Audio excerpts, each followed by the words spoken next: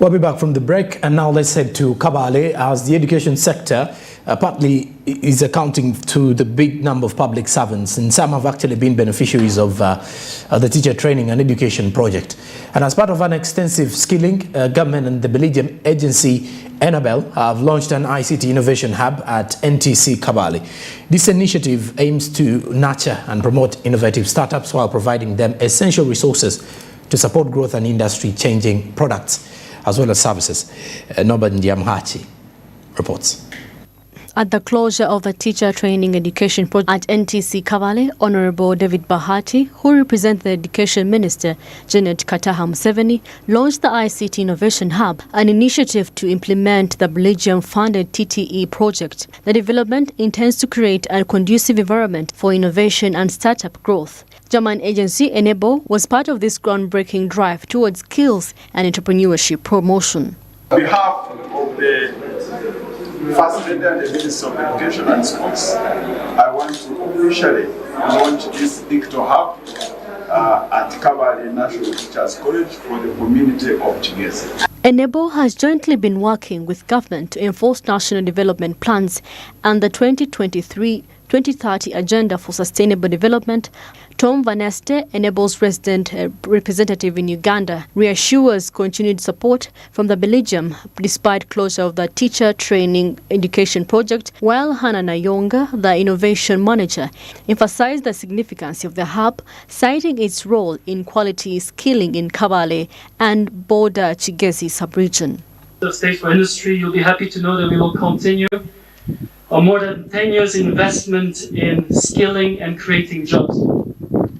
This will include an investment in the skills development fund, so it's skilling in non-formal training, allowing youth within 3 to 6 months to get a trade and then to go into industry to support the private sector. And we've been working to improve the quality of teacher training in the country through specifically 3 results: improving management of these institutions, and up until now, we started this work in 2012 with different phases of the intervention up to today, and the management competences have greatly improved of all the principals and the heads of department and the college teams. We've also worked on access, and access is about all the furniture and facilities that Anet Komunda, the principal NTC Kabale, exhibits gratitude to Enable and the Education Ministry for support to establish the ICT innovation, acknowledging how important the partnership has been. We have the digital hub which you have visited, and believe that it will help the Kigezi community and its neighboring regions or countries to enhance in technological development, research, trainings, innovations, and do online business. David Bahat's message reiterated the Education Ministry's commitment to developing and training secondary school teachers in attempt to better position in the sector. We are all now aware government of Uganda taking massive reform in teacher education with the aim of revamping the teaching profession and making it a profession of first choice. The teacher policy approved by Cabinet in 2019 aims at developing highly competent and motivated teachers to champion provision of quality education and sports for all. The ICT hub at NTC Kabale is the second in Chigezi sub-region besides the recently launched Kabale University. According to Hannah, improved access to advanced resources and training opportunities that will induce better practice among teachers while blending innovative technologies. Through this intervention, you've seen, probably when you are moving around in the exhibition areas, you are seeing some of the spaces that show the before and after of these institutions. We've created a lot of space for teaching and learning activities because we know the quality of teachers that are coming out in these institutions is very, very important, because the teachers, once the teachers are, the nation will be. The quality of people that we have is dependent on the quality of teacher who is coming out from the training institutions. Enable's commitment in the TTE project has given room to infrastructure works worth 29.2 billion Ghanaian shillings at NTC Kabale and Mubende.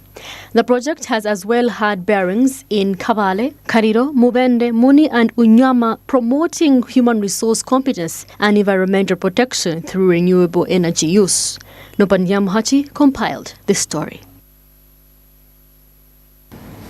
Right now, Chisoro is petitioning government to elevate Echuya, a central forest reserve, renowned for its rich birdlife and one of the few tropicals, into a national park. The call is aligned to the fact that the natural reserve can support tourism amidst conservation, provided it's put under oversight of Uganda Wildlife Authority. Lately, the reserve has been highly encroached on by neighboring communities that rely on bamboo for wood fuel. Noba Nyambahachi with more. Kisoro has undertaken promotion of sustainable energy use in a bid to limit encroachment on Echuya Central Forest Reserve. The reserve, one of the few tropical rainforests, is home to 150 bird species, with 18 of them only exclusive to it, including the elusive gull swamp warbler commonly found in Bwindi and Dira Sea. Currently, Kisoro District Vice Chairperson reveals that the council approved a motion to support upgrade the Central Forest Reserve into a national park, a move to conserve biodiversity and promote tourism. As a district, we made a resolution that this game reserve should be gazetted. Once it is gazetted, we also, in our resolution, we also made some requests that once it is gazetted, they should be brought in some chimpanzees. You know, chimpanzees will attract the tourists. You know, the tourists, they like tracking gorillas. Nature Uganda's Conservation Director, Ginny Muhebwa, informs that efforts for conservation include provision of energy-saving stoves to neighboring communities has been implemented to reduce reliance on wood fuel, a major factor for encroachment on the forest. We are working with these communities to plant trees on their own land. That's agroforestry. These can be trees for fruits and so on and so forth. So they have to plant trees. But again, these are the very trees that can help them get firewood so that they don't come to the forest. 3, we are supporting them with energy-saving stoves so that they reduce the number of times they come here. Joseph Sekoko, the chairperson of Kanaba sub-county, noted that Echuya's forest was previously known for its abundant bamboo trees, but due to degradation, numbers have declined. He believes that upgrading the forest into a national park will facilitate the restoration of these rare elements and induce collateral benefits. Twatunga ejo nanka protection yaba gazetted ikabe national park. If at all we're given that protection, the park is gazetted, we believe that both animals and us will be safe. In that case, it will attract tourists who will bring in some revenue.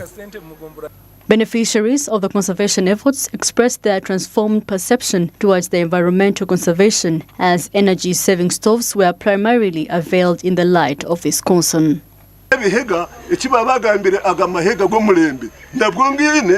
These energy-saving stoves are really doing good services. My wife doesn't complain, anyone, because once we come from the garden, the food is ready and still warm. Western Uganda remains one of the key tourism attraction areas, with sites as Mugahinga, Lake Bunyonyi important to tourism.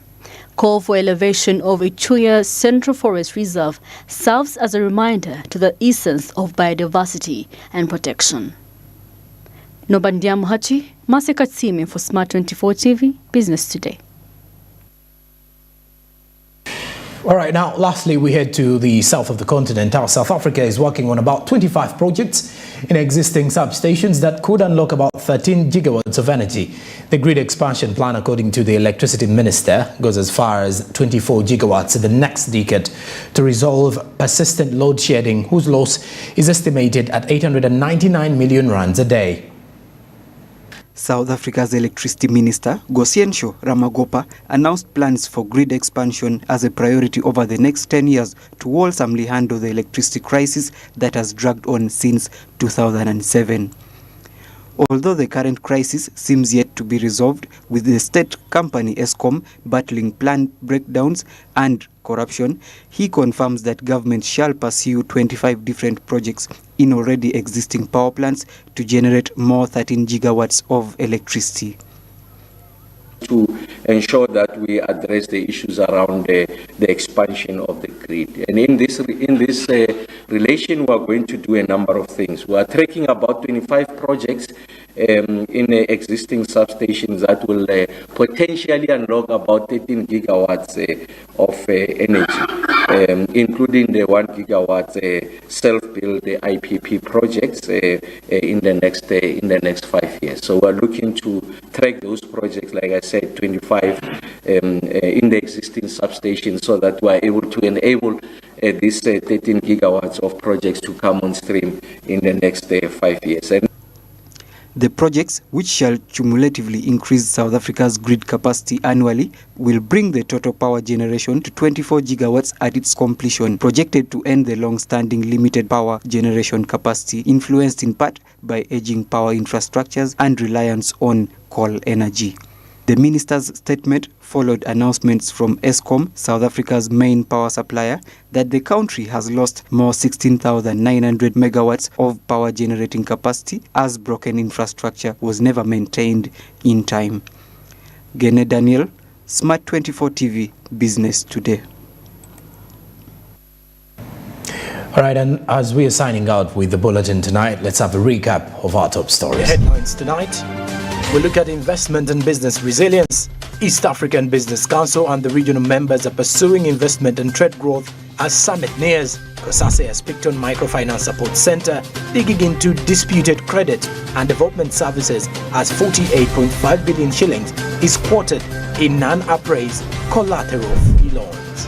Local startup ecosystem demands for instrument to aid development, while Uganda is here to join Senegal, Kenya and other states to protect small farms.